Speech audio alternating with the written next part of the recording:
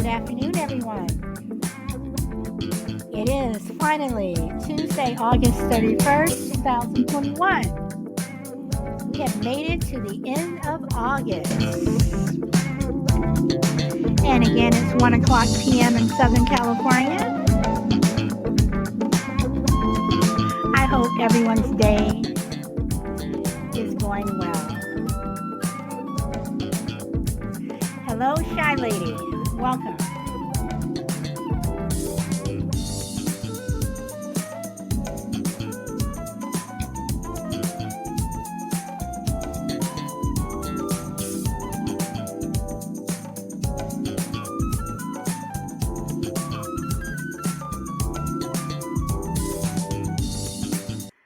Okay, welcome. I am Solid Blue Sister. This is my turn to talk.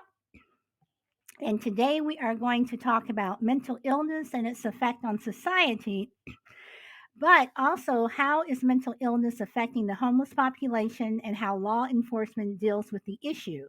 Should mentally ill people be in prison, institutionalized, or do they just need more social services and medical attention? Is mental illness a worldwide problem? Well, one thing that I have learned is that 1 in 5, this is according to the CDC, 1 in 5 Americans will experience a mental illness in a given year.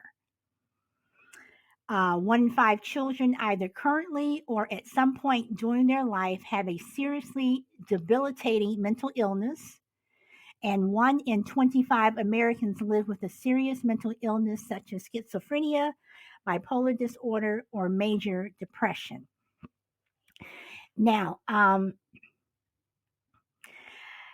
I personally think that mental illness is becoming more and more prevalent in society.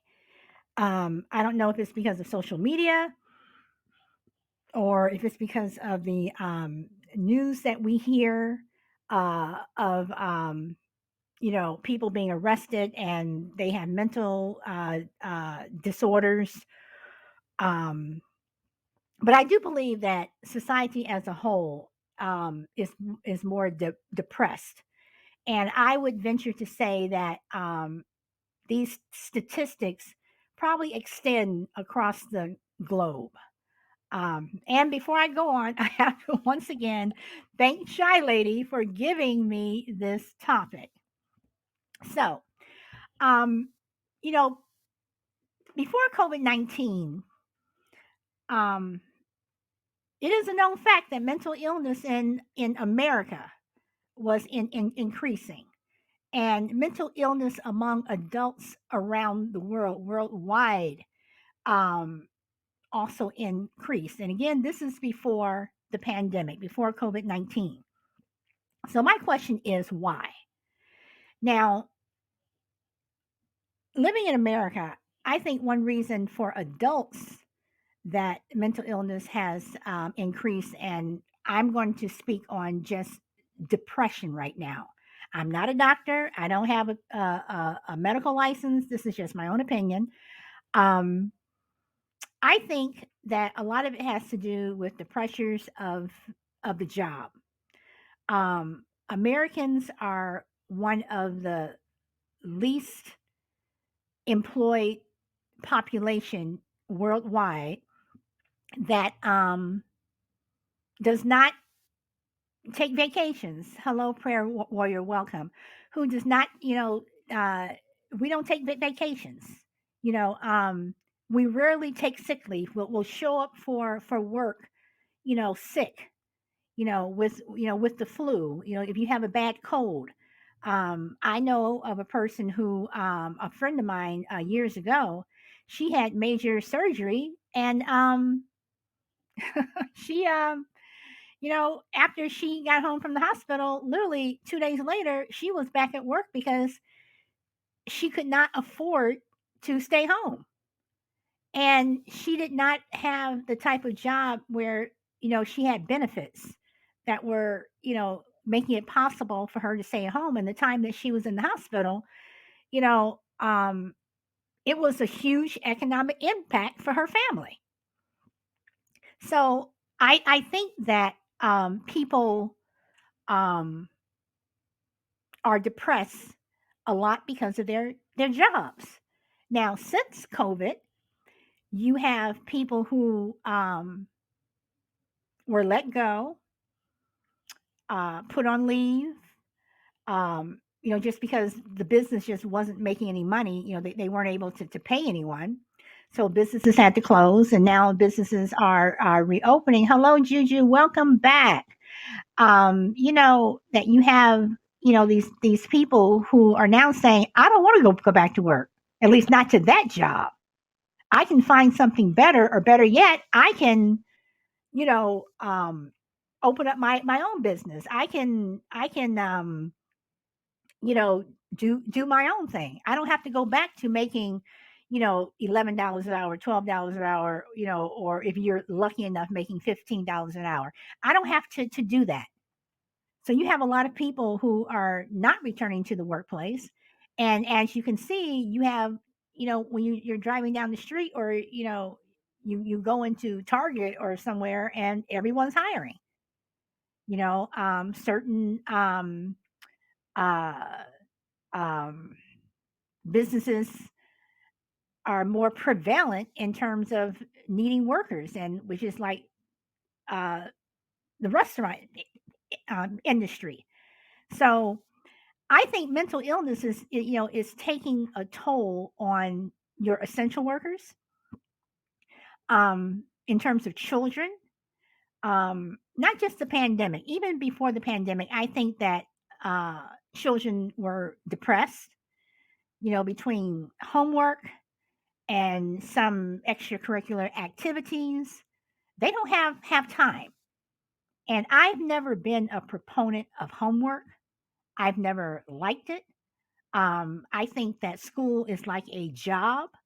Children go to school. Yes, they're supposed to learn whatever, but you know, it's it's as we go to work every day, whatever, and we're tired when we get home from work. Children are tired when they get home from school, and they shouldn't have to do added overtime. They shouldn't have to do homework, 3 and 4 hours of homework. Um, and then they don't have time to relax. Next thing you know, it's like, okay, take a shower, take a bath, go to bed, and it all starts up the next day. One thing I can say is, when my son was homeschooled, 5th grade through 12th grade, I liked the fact that he didn't have homework. Everything was completed during class. And on the few times that he did have homework, it's because he didn't do what he was supposed to do. But again, that's added pressure, and I think that adds to depression in children. I think some extracurricular activities um, that children are involved in add additional pressure. Um, some children may not want to be in certain sports, and you have their parents pushing them, do this, and between, you know, every day it's okay, hurry up. We have to go to this practice. We have to do this. We have to do that. Okay, then you get home. You got to you eat. Hurry up. Hurry, eat. Do your homework. Go to bed. And then the weekends are like, okay, come on. We have a game to play.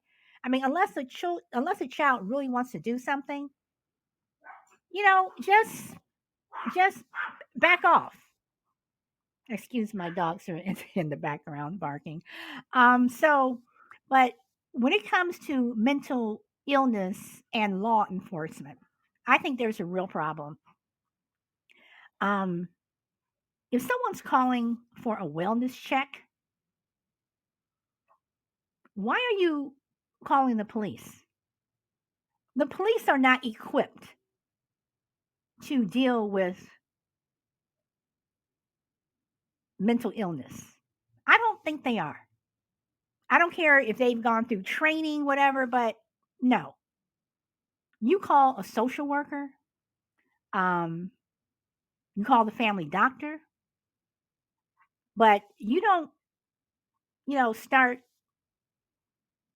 calling law enforcement where the first thing they're going to do is want to put a spit bag over your head, um, and then you suffocate or inject ketamine. too much of it, where they kill you, or they just start beating you up, or they kill you. We have a woman in Canada who finally got a little bit of justice when an officer was finally charged for brutalizing her when her brother called and asked for a wellness check. She was dragged by her hair, she was slapped, she was beaten, and it was proven that the officer lied. This took a year for them to do their investigation. And this woman is helpless, on the ground, barely able to move, doesn't have the strength to move, and this female officer is continuously beating her. This is for a wellness check. So what do we do about mental illness? Not just in America, but worldwide. How do we tackle it? How do we help people who are in need of help? And I will open it up. Shy Lady Juju, do you have anything you would like to add?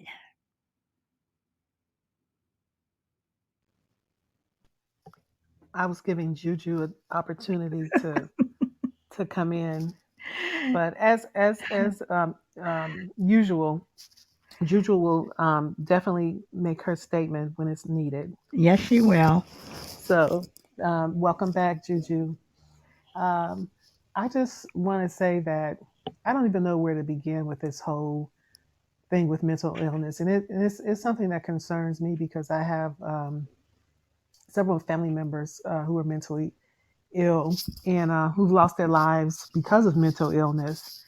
And I don't even know where to begin. How can we help these people? And I wish that there was something in this society that helped mental people more, because yeah, as you said, calling the police is they're not equipped to handling mentally ill people.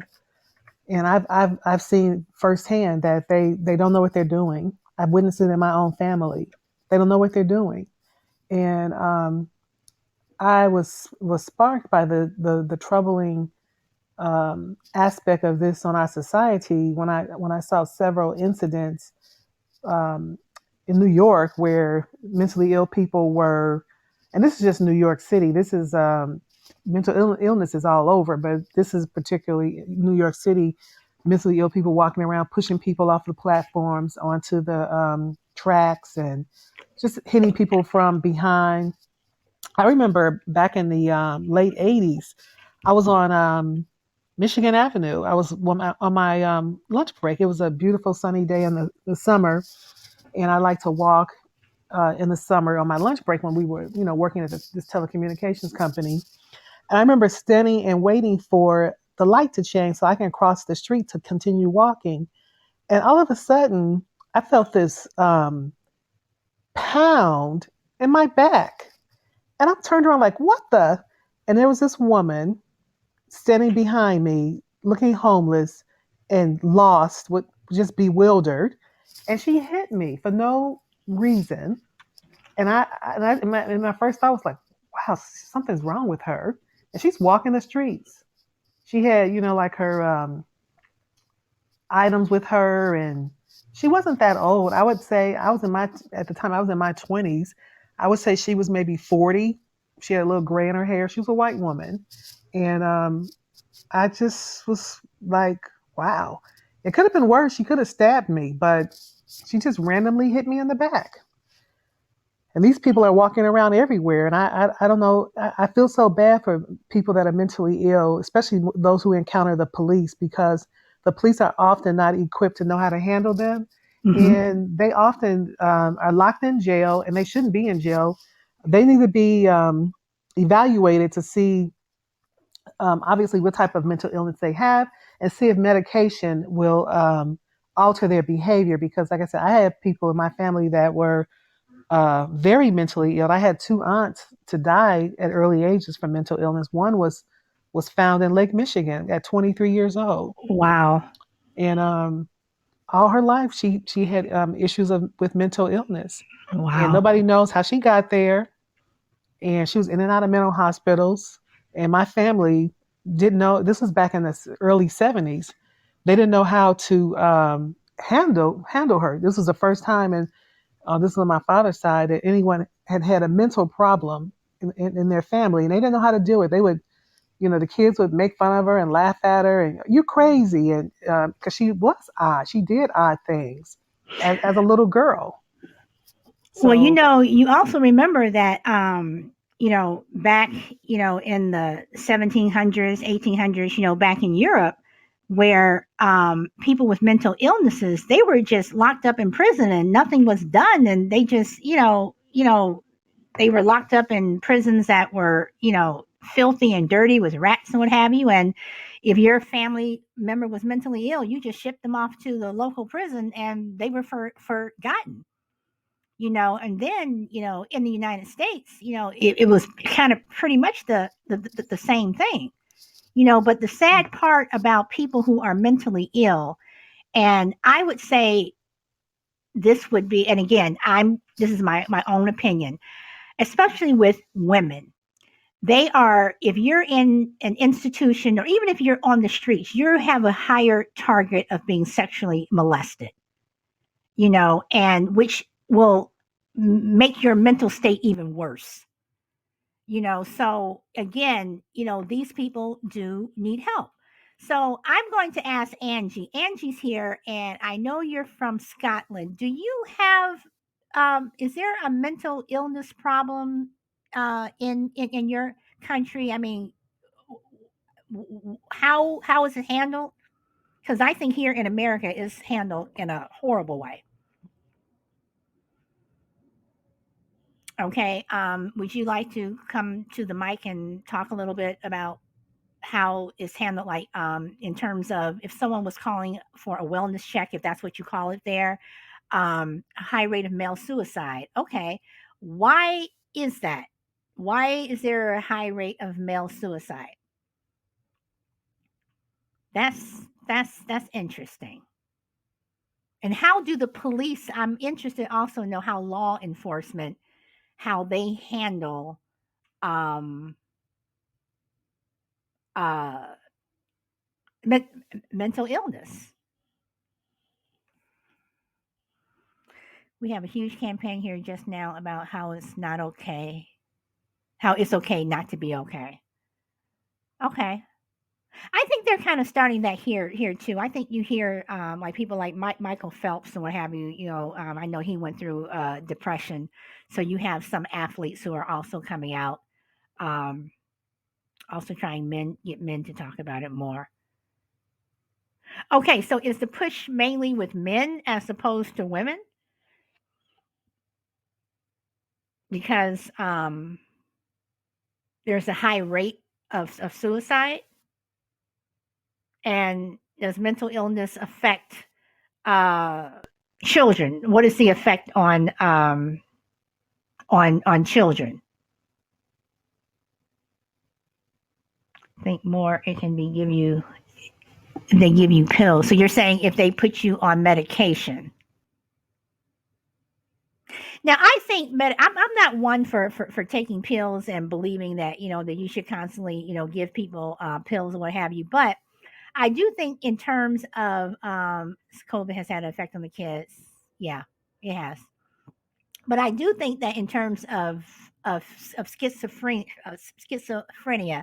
um, that if they do stay on their meds, I think they're okay.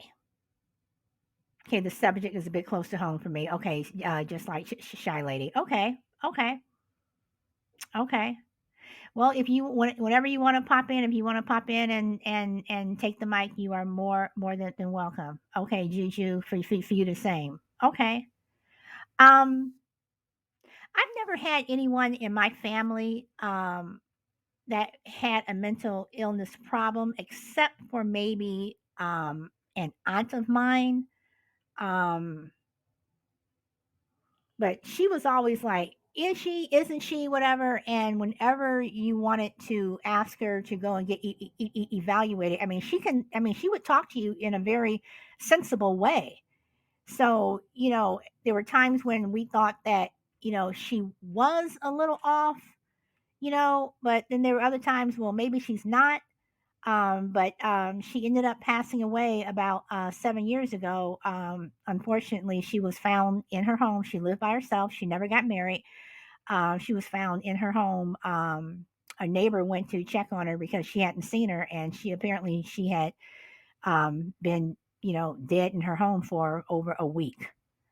So I thought that was sad. But I don't know. Mental illness, is something that mental illness is just something that society still, I think, puts a stigma on. That people don't want to talk about it. Even people within your own family, you may not want to talk about it, but if you talk about it, you can get people help. And yes, there are many types of mental there are many types of mental illness, but if you talk about it, I'm not saying you have to tell the world, my mom is mentally ill, my son is mentally ill, whatever, but just within your own family, just within your own circle, if you can talk about it and get that person help, then maybe getting that person help, you know the first year, then 5 years down the road, it won't be as bad because you waited 5 years in order to try to get this person help.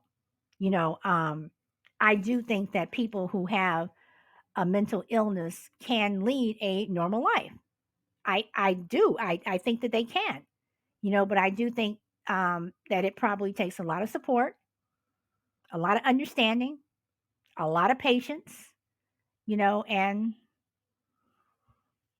are people willing to do that? I want to say that I totally agree with you.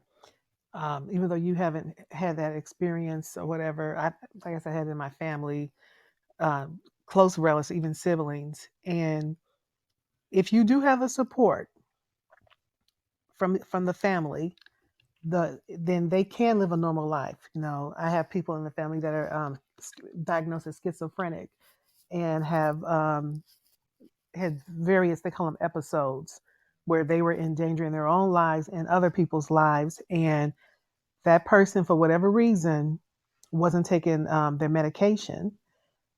Sometimes they get to this point where they hear a voice or something telling them not to do it, don't take your medication, and they stop. And then that's when all the things start happening where they have a chemical imbalance and they can't handle it. But with family support, they can live normal lives. If they stay on their meds, they can live normal lives with the support of family. But there are people out there who don't have a familial support, and they are oftentimes wandering out in the streets and without any type of medication and literally out of their minds. And sometimes they may not have family at all. So I think those are the cases where a lot of times you see people that are out there with no family support. But like I said, I did have relatives who had family support, but also had been out in the streets and on episodes. But it was not until we had to step in as a family member and literally take them to an institution and say, you need to stay here. You need to be diagnosed to get the right meds so that you can live a normal life. Okay, so let me ask this because I'm reading what Angie said. She says, for me personally, I feel it's more episodes. You were talking about episodes. Can it can be fine, and then it can just go down in a heartbeat. So, Shy Lady, are you saying that that's what you're talking about? That that they're fine, and then they, for whatever, they have an episode, and they just go Yes. off the Yep. rails.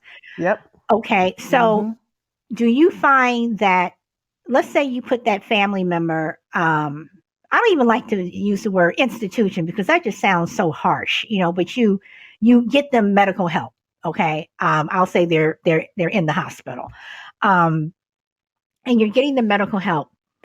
Do you think that it also helps that person, that you're not just, okay, well, you stay here for 30 days or however long they're supposed to be there, and then, you come pick them up 30 days later. You still have to like go visit that person. You still have to support them while they're going through treatment. Do you think that that also plays a major factor on them able to come out of that episode and try to get back on track? I'll answer for me. It depends. It depends on the person, and it depends on, like they said, mental illnesses are different, affect people differently. Because I had an aunt on my father's side. It's a different aunt. It was several family members that had mental illness, and this was an aunt who, she wasn't violent. The other aunts were kind of violent, but she wasn't violent. She knew you were there when you would come to visit, but she would just stare off into space and not really respond to conversation. It was a very, very depressed state where she really wasn't talking, and I don't think she was eating either. But I had other family members who, when they have episodes, they're violent. If you approach them, they'll attack you as though you're a stranger, like they don't even know who you are. So it depends. But I've had family members who've been in a um, mental, I don't know what you can call it, mental hospital for years and got out and leading normal lives again. But my prayer is that this person continue to take their meds so that they don't go back ever. And those facilities aren't always the best either. I You know. oftentimes in rooms with people who have problems like them, and a lot of stealing going on in those places. I would send packages to my family member, and they would go through the package. There would be items missing. So you're Um, saying from the workers are stealing? um, Not certain necessarily the workers, but the people that live there are Okay, stealing. okay, People that other, are okay. going in their rooms, taking their things out of their drawers, even caught in the act of taking something out of the room. Yeah, it's a very sad thing. It really is. It's a very sad thing. So, do you think mental illness is something that you inherit, or is something that just happens because of something in your life happened to you, and one of the effects is mental illness? I agree with Juju. It's both. Like I said, I have several family members on my father's side who have mental. I can name you at least eight, Wow.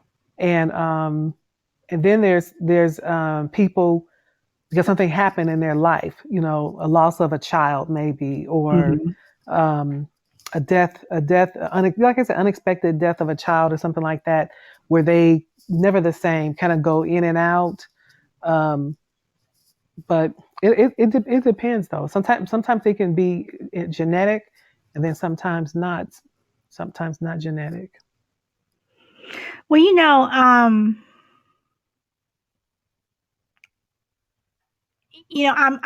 just listening to you, and I also wonder, which I do believe that this is happening, that you can have people who have mental illness who function in society as if nothing's wrong with them. And I do believe the former guy was one of those people. I'm not trying to be funny. I'm being very serious. But um, I think it's possible that people have mental illnesses, and they function, and you would never know, until they did something that was catastrophic, or it was too late, or something. But I definitely think that mental illness is something that needs to be addressed, but it doesn't need to be addressed on a legal level. When I say legal level, I mean, don't call the cops. You know,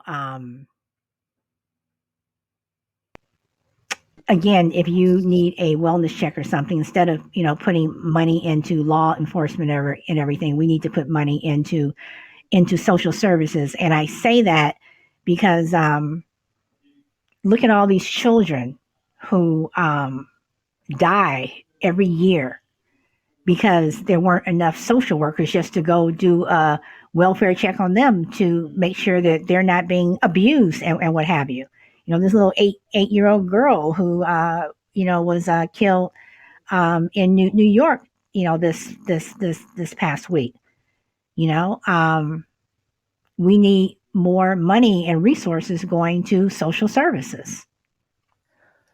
But like you were saying about the police don't need to get involved. Well, I don't really know how they can get I don't know how mentally ill people can, like, for instance, the girl who you remember the situation where she had a knife and law enforcement, she was a teenager, I forget what city it was in, she had a knife, she was a foster kid. Oh, that And was and she ended up getting shot. Yeah, she did, and she died, I do believe. Brown. What was her Yeah. first name? Michaela or something? Okay. Micaiah. Hmm. Yeah. Hmm. But someone called the Okay. police. Hmm. But the problem that I have with that, okay, she's 16 years old, and yes, she did have a knife, and people are still saying that they're still trying to determine whether or not she was the one who called the police because those girls were bothering her. And so they're still trying to determine exactly if she called the police or if someone else called, but either way, it's like, yes, this girl had a steak knife, and yes, she could have done harm. But everyone else that was standing around, whatever, I guess the first thing that the cop did was, put it down, bang, bang, bang. How come he didn't tackle her? How come he didn't tackle her or, shoot her in the leg or in the arm? Or not, you don't even have to shoot her. She could have been tackled. She was smaller than him, and yes, she did have a knife, whatever, but she didn't have a gun. And the first thing that law enforcement wants to do is they want to kill you. And before I go on with my point, I want to go back to Angie because I saw she made a point when she said, this is just for me, I feel I have many different faces. I think we all have different faces. I mean, I think we all present ourselves differently in different situations. Um, so I don't know. But I'm sorry, Shy Lady. I did not mean to I did not mean to interrupt you. Oh, no, no, that's okay. You don't have to apologize. I was just saying that I'm agreeing with you. I agree that her death could have been prevented, but unfortunately, a lot of times when people have those episodes, and I've seen them in my own family, the first thing they do is call the police because they don't know how to handle when the person that's mentally ill is having an episode. And the episode could be an outburst, violence, throwing objects at people, you know, not being able to be subdued and getting violent. And a lot of times people, the first thing they do is call the police because they don't know how to handle it, unfortunately. And in this young girl's case, someone called the police. I don't know if it was her. And this officer was not trained. This girl's death probably could have been prevented. A steak knife, and like you say, she could have been stunned or tased or whatever.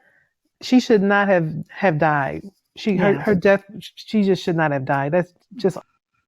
Yeah, I think the police officer, I think he had only been on the job, I think for less than a year, you know. But I don't know. I just think that law enforcement, that they, when it comes to mental illness, that they, pull out a bag too fast. I mean, look at what happened. I do believe it was last year, somewhere down south, where they a family member called because to do a wellness check. One of their family members was running down the street, completely nude. The man's running down the street, talking, gibberish. The police show up. And the thing about this one is this man had, he was missing one of his arms. So even right there, the threat level is substantially, in my opinion, reduced. He's completely nude. So he's not hiding anything in his pockets or anything like that. Um, and they tackle him and put this spit bag on his head, and they tie it so tight that he suffocates. Why was that necessary? And you know, I don't know. I don't know. I just think that,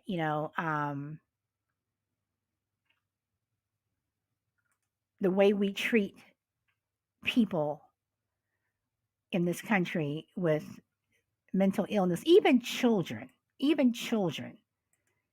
way children are treated, who have episodes, for whatever reason in school. Why are you calling the police on a 5-year-old? Why are you calling the police on an 8-year-old? And they're handcuffed.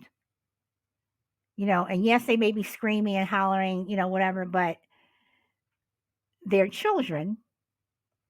And maybe you should, have, again, this is where so much money has been taken away from education and taken money, out of the schools, that we need these social workers and these school nurses and what have you back in the schools. Stop putting up, hiring all these police and what have you. Let's start getting some social services back into the schools. And Brandy Nicole, welcome. And you said, I just had this conversation today. Well, I am going to ask, do you want to invite you? The mic is open if you would like to come on and talk, or not. I can go either way. I always want people to have a voice if they would like to talk. Okay, let me give you your invite. And there we go. Hi. Hello, Brandy. Hello. I'm so glad that I saw this about mental health because I was having this conversation today, and exactly what you said, it was like spirit led me to this. I've never seen your podcast on here before. Okay. I agree with you, and I'm so glad that there's other emotionally intelligent women that agree with me. Because today I was very, very, very triggered by the people will treat other people and children. I was an ADHD child, very poorly. And I'm just going to get it all out because I have to make dinner really fast, and I don't want my partner to hear this. But so I was on another podcast app, and these girls were just bashing trauma, talking about people who choose to live with mental illness and trauma. They like to be a victim. They live in a victim mode. That's why they have so many problems and their kids are messed up.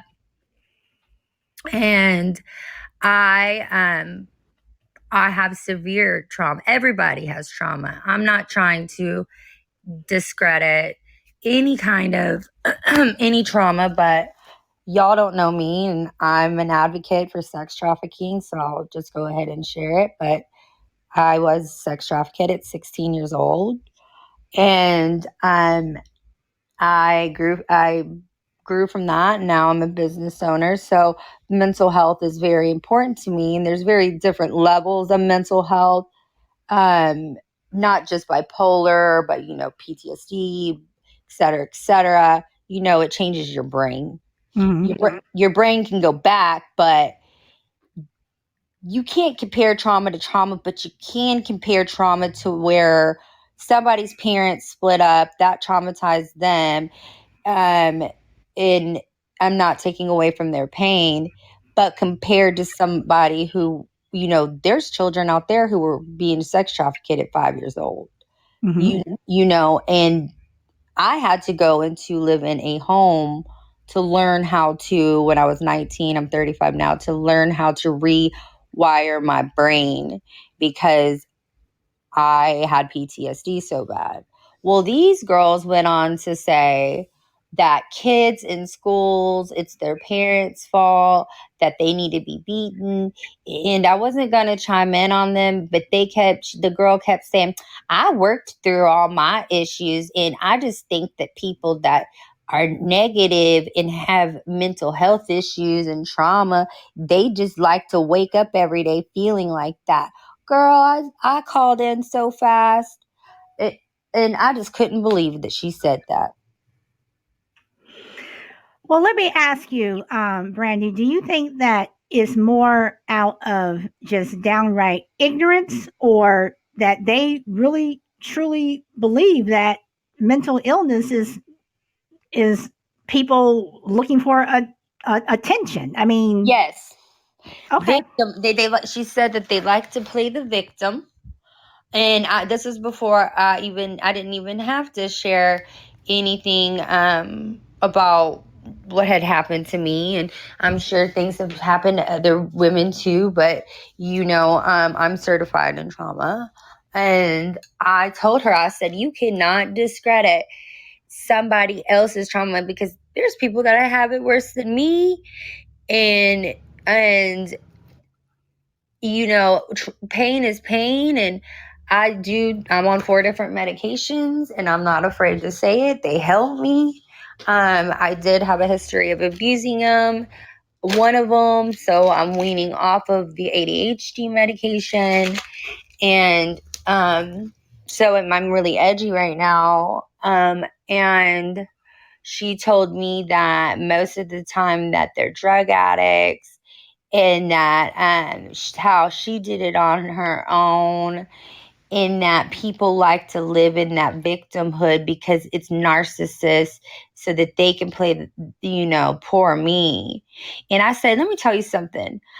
And I didn't even say it was me. I go, there are children that have been, sex trafficked at the age of 3 to 5 years old and sold to another country. I was kidnapped. I was taken to another country. I didn't tell her that yet. And then she came back to me and said, oh, you can't bring up something like that. When you haven't been through that, you're trying to use a low excuse of a low caliber trauma. And girl, I was like, actually, I'm an advocate for it, and I'm an advocate for trauma. And it's people like you that keep people like me always feeling bad about myself. And your brain, when it's used to being living in survivor mode, it's not that just so easy to wake up one day and choose not to live like that, because let's face it, if we could do it, we would. And I've been seeing a lot of that, and it really hurts me. Well, Brandy, I'm going to say that for you to, not only come on the show and you're chatting, but actually to come and, start talking. And this is your first time on the show, and like you said, you have never heard of my show before. I applaud you for what you just said. I applaud you for because I don't see you as someone who is feeling bad about themselves. I see someone who for whatever you've gone through, that you are a strong person, and by you being able to tell those girls a thing or two or three, it shows how strong you are, and you're ready to kick butt. So I applaud you and I thank you, and thank you for being an advocate for all the people out there who need it. Thank you. So more power to you, girl. More power to you. Thank you. And just a quick question. What is your podcast like? What is your stance on it? Have you struggled with mental health issues or No, no, I haven't. The subject was actually given to me by one of my regulars, who's also a friend, shy lady, and I thought it was a good subject because for me personally, I was telling them that I had an aunt that we thought maybe she was, but we weren't sure. But in my family, no, and no, I have never struggled with it, but it bothers me with law enforcement. Law enforcement Mhm. bothers me the way they deal with it, and it also bothers me with the way children in schools are dealt with who may have um, mental episodes or just episodes, whatever. they send them to another room, a different class. Right. They I don't know how exactly they treat them now, but I know that I was very outcasted because of my ADHD. And then that's another thing. It's like um, in school, children can be cruel, but at the same time, it's like where do parents um, step forth and say, well, you still should be their friend, you still should be kind to them, what have you. Or even the school. Why is the school allowing another student to be an outcast? Why are they allowing that to happen? Why is that teacher allowing that to happen? So, you know, it takes a village, so, Yeah. you know, you need the support. That's one thing that I have just learned just with anything. You need support. And you need support from people who are really there and who are really going to be in your corner and are, they're not faking it. They truly want to support you in whatever you're doing. Whether it be mental illness, whether you want to run for president of the United States or whatever it is, you need that support. Right. And our country's so divided.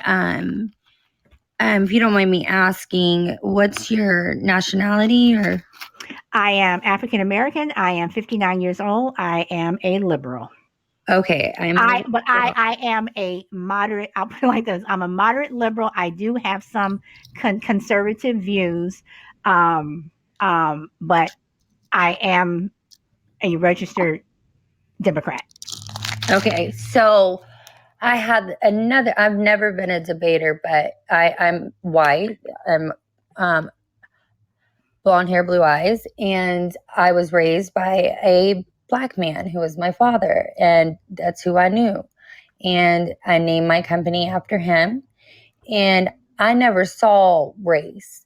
Well, I think now the parents, because I got into it again with somebody about white privilege, and I do now, after having the discussion, understand where they're coming from, and I feel awful for people that have had to feel that way. I will never understand, actually, but my heart does go out to them.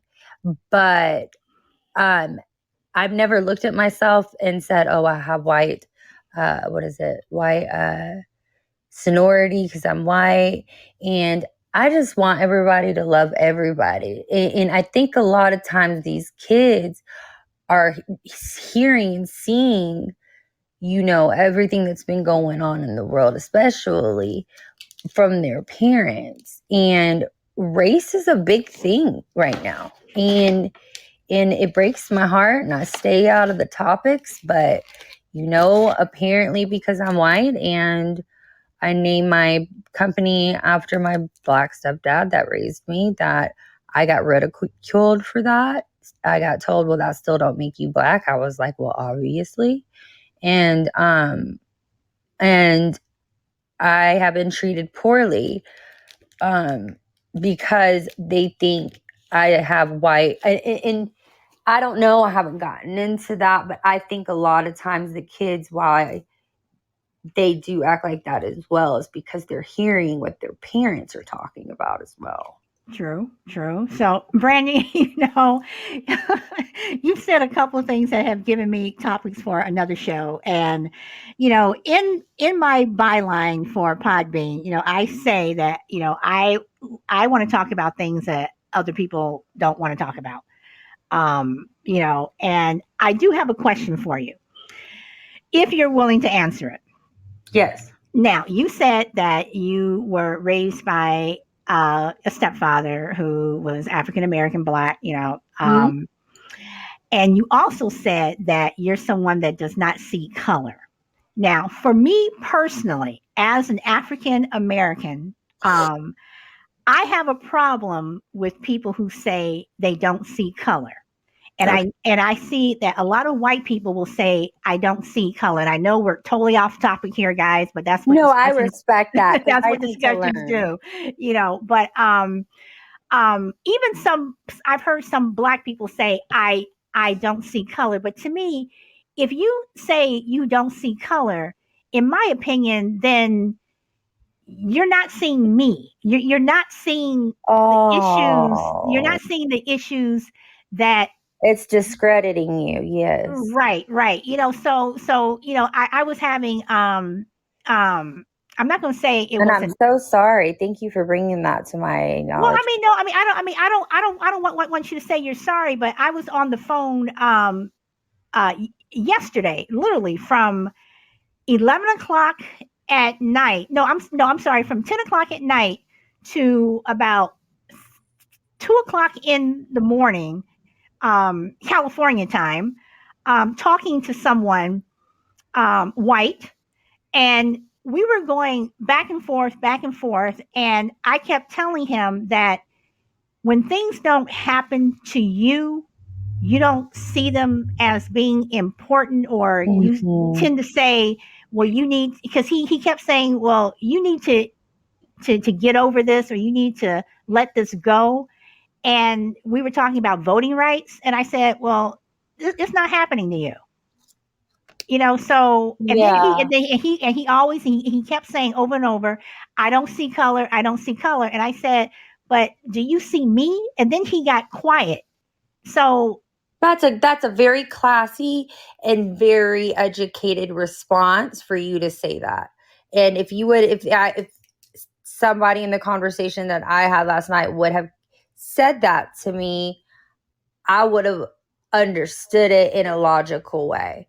So thank you for that. That just taught, I will never say that again because that is, I've never thought about that. And it's not me coming off as racist, but it no, is no, discrediting somebody. but it's just that every culture has something that is something that we will never understand, or every culture has something that's their culture, and that's what they do. But I do believe I that. don't think white people are that cultured. And I don't think we know how to cook that well. I'm sorry. I Okay. don't. Oh, see, Angie, you keep bringing up stuff. You keep bringing up stuff that we've talked about in other shows, and I never had a white person who was on the show who was willing to answer this question. I'm sorry, I'm saying Angie. I meant Brandy, but Angie, I'm going to ask you also, since you're on the show, and you come on the show a lot. I want to ask you. I've had conversations with Black people. And on one of the shows that I did before I came on the Podbean, where we were talking about cultural appropriation, and I question: do white people, and this may sound crazy, do white people have a culture? Like, what is your Mm-mm. your culture? Because it always seems like that Mm-mm. you're borrowing from. And they don't even borrow from nobody. And this is going to sound bad, but I really don't. I like my race. I'm white. Okay, I get it. But this, and I don't mean to interrupt you, but I'm just going to say this because before my partner hears, my partner is white. I was, raised with the mother who knows how to cook very Southern in a cast iron skillet, etc. Right? I usually only dated Hispanics before. They know how to cook. Oh my gosh. I was just sitting there and I was just like, this is the most whitest shit I've ever seen. And the food, she doesn't know how to season her food.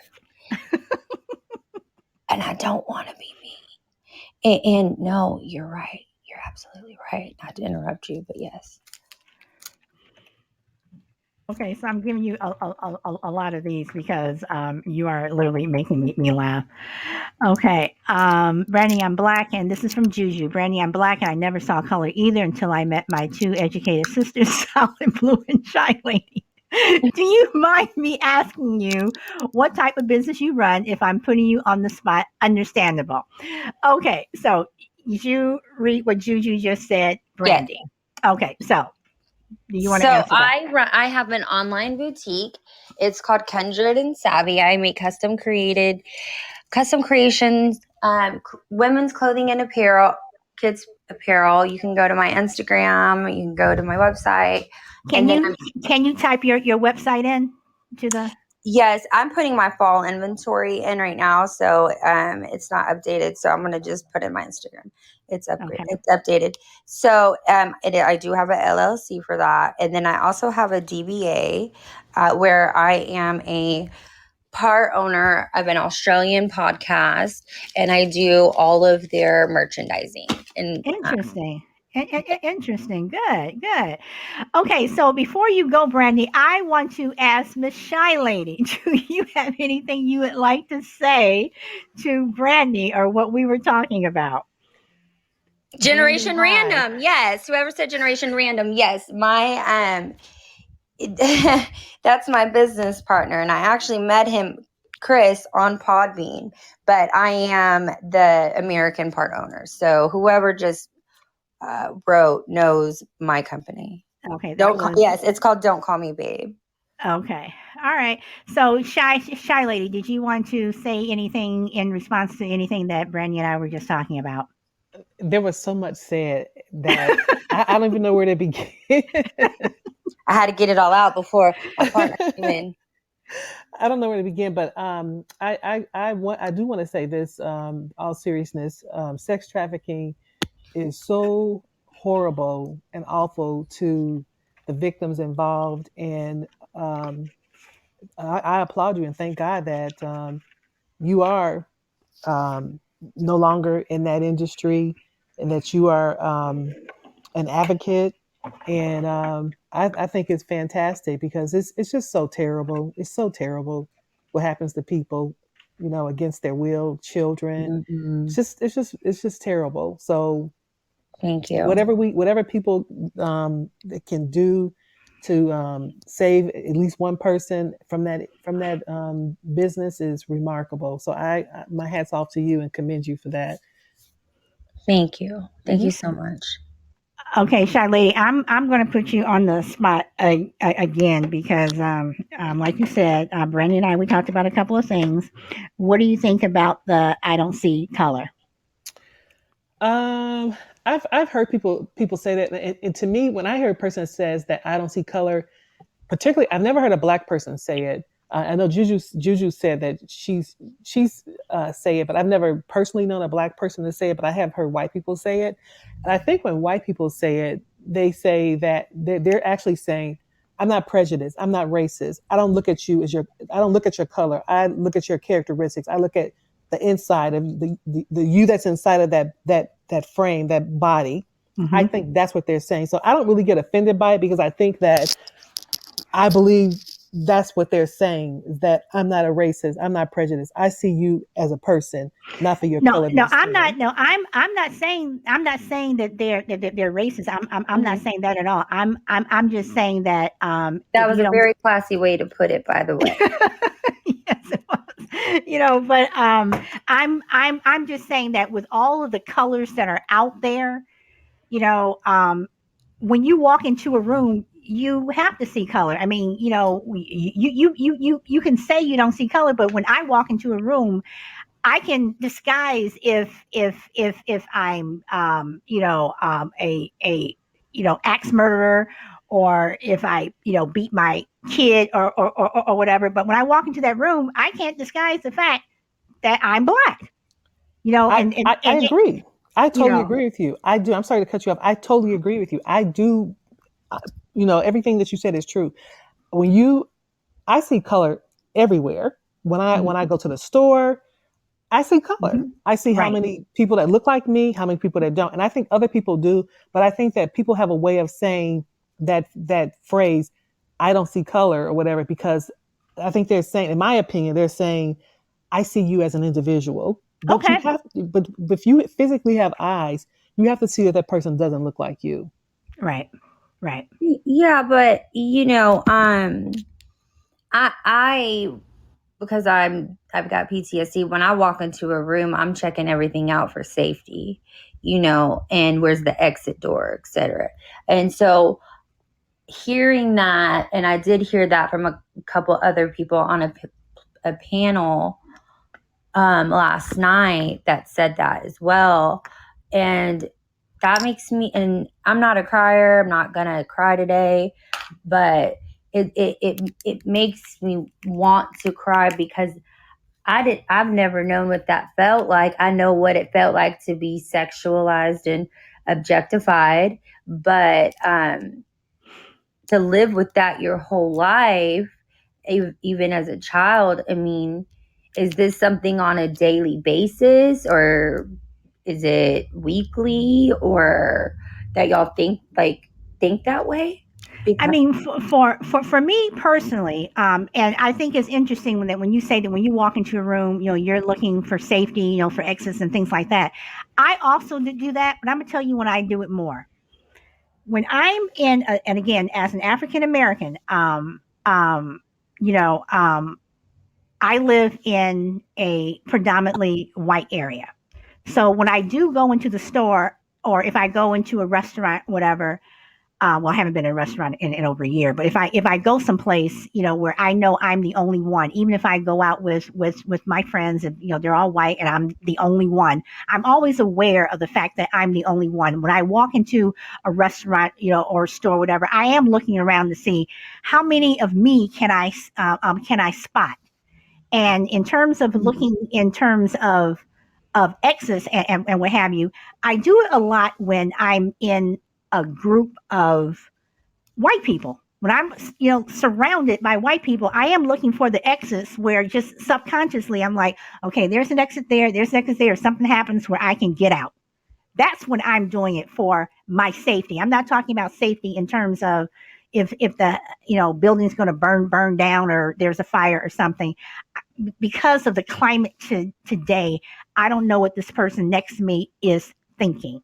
I don't know if they're looking at me like, here's another black person, whatever. That's how I'm looking at it. And Brandy, I don't know if you notice that a lot of black people, when they're out and about and they see each other, walking through the store or in the parking lot or in the store or something, will kind of give each other a nod and say, "What's up?" It's right, like we're acknowledging each other because we're yeah, my usually, stepdad did that. Yeah, yeah, it's like we're usually the only ones around. So what's up? So yeah. that just breaks my heart. My stepdad never he called himself a red bone. Um, he he never really talked about stuff like that, but he was a pastor at a Pentecostal church. So I grew up in an all black Pentecostal church. I go to JD, sorry, I'm stuttering today because I'm exhausted. I worked 17 hours. TD Jakes, even though it's a mega church, I prefer to go to black churches because I like to feel the spirit. And I don't feel that at white churches. And they welcome me there.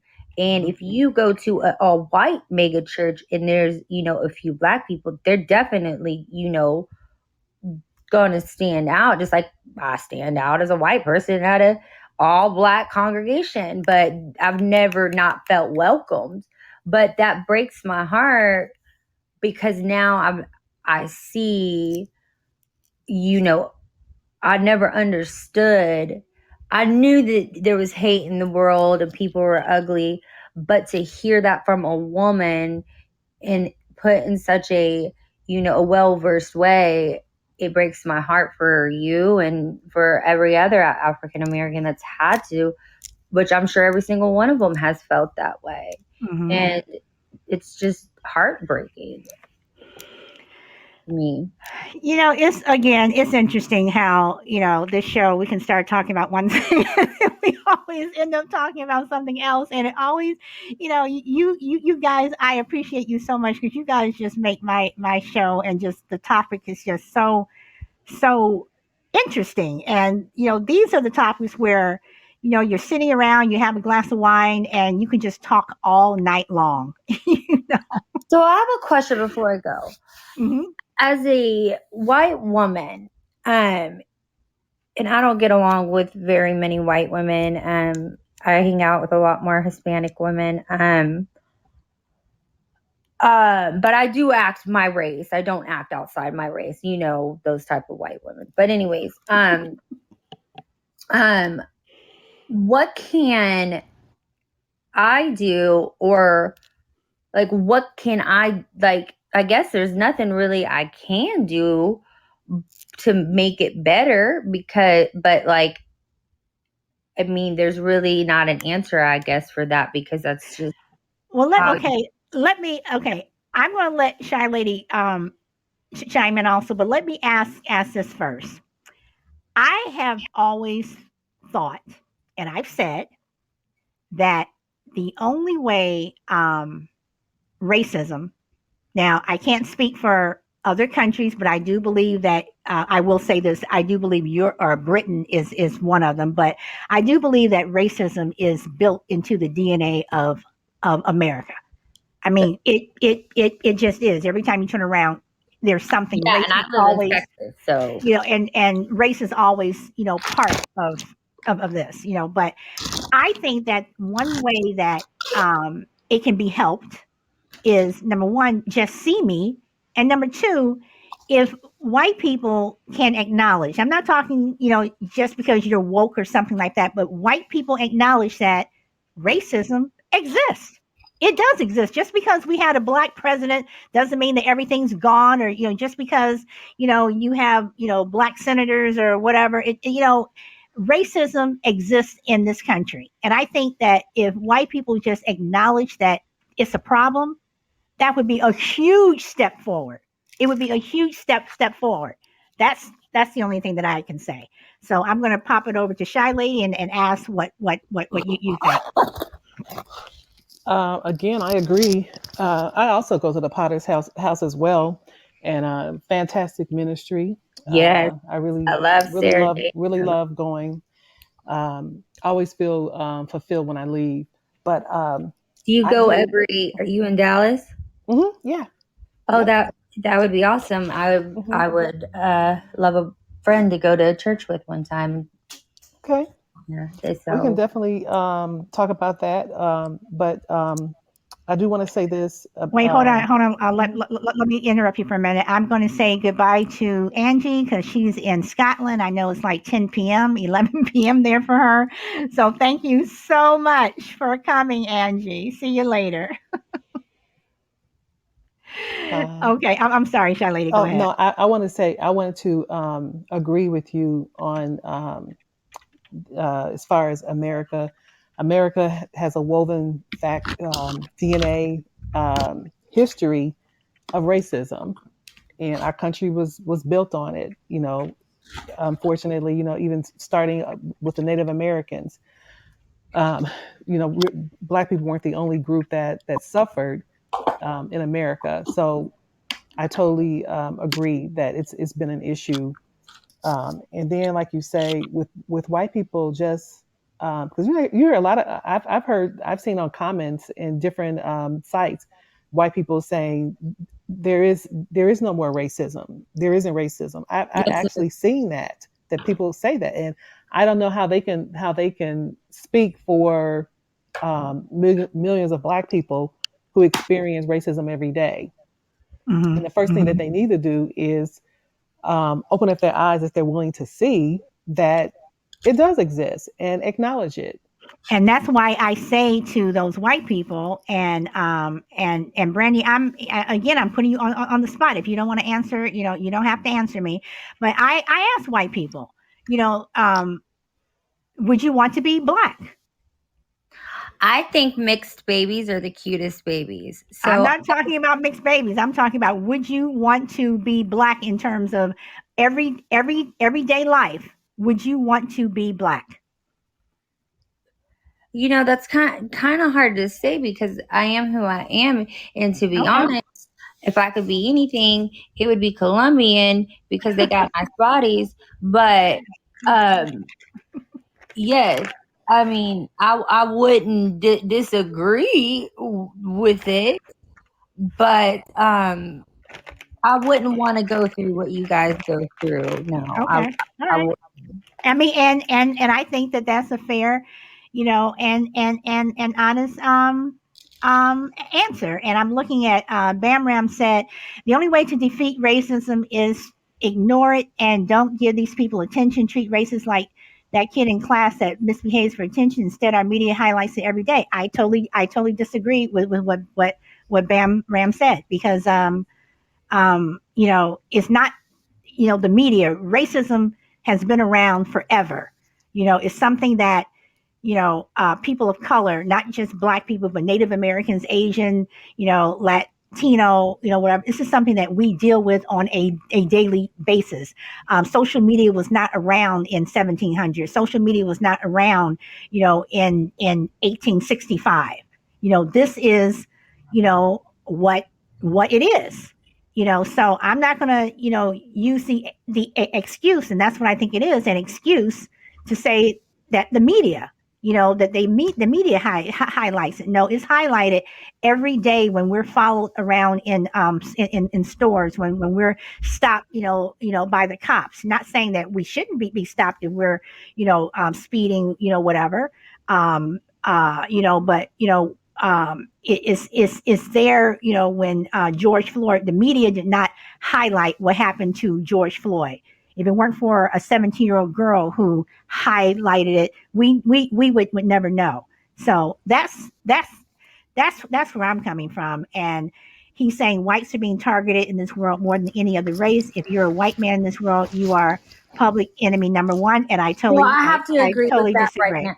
I not publicly enemy number one, but I did feel for the first time in my life a sense of racism last night in the conversation because I guess it's because African Americans are finally able to speak their truth. They were afraid to before. Um, I do. I don't.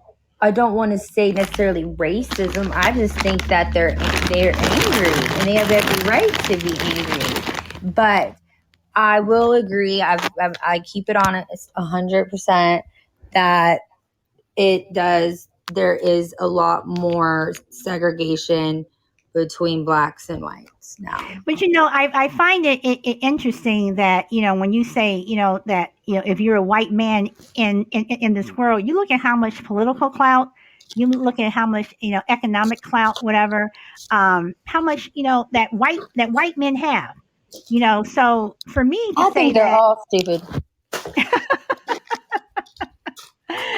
oh, okay. Well, people are going to think what they want to think, and I know as an African American what I go through. I know, what my friends go through.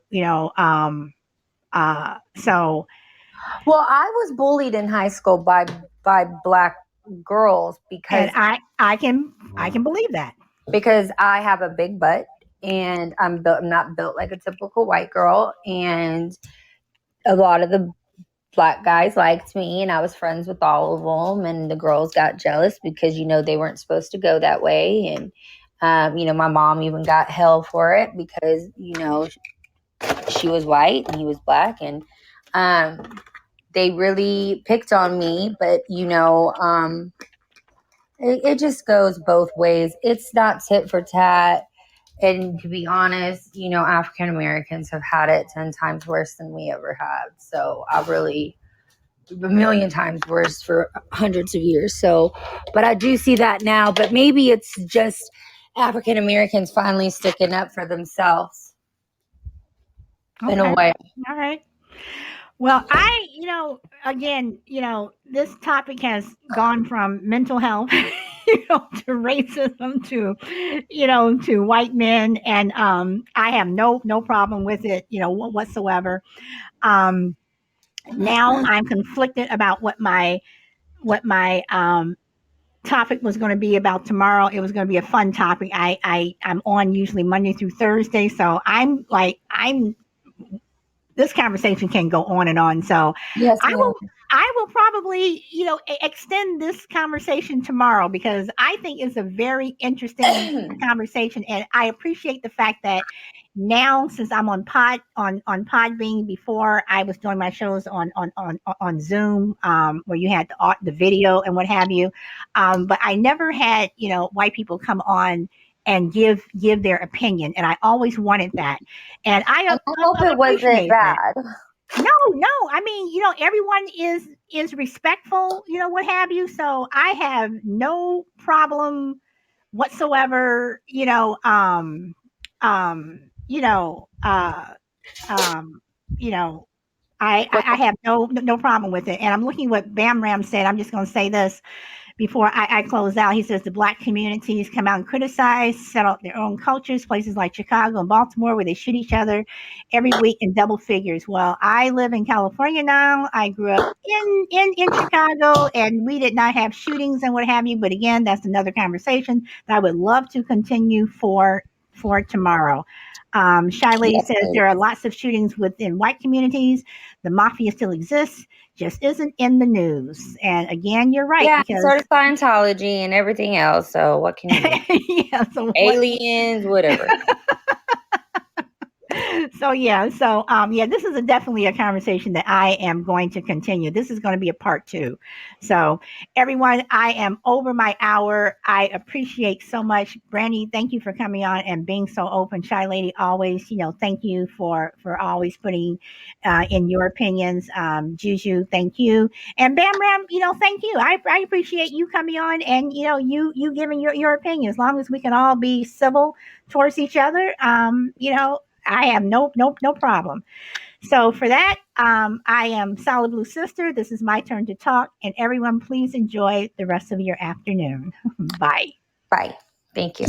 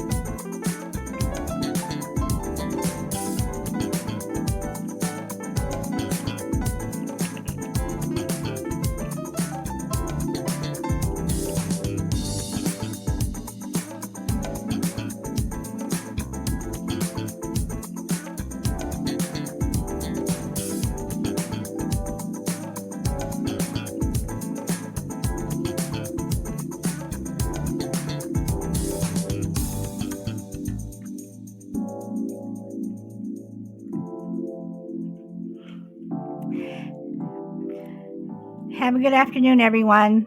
Thank you for coming. Bye.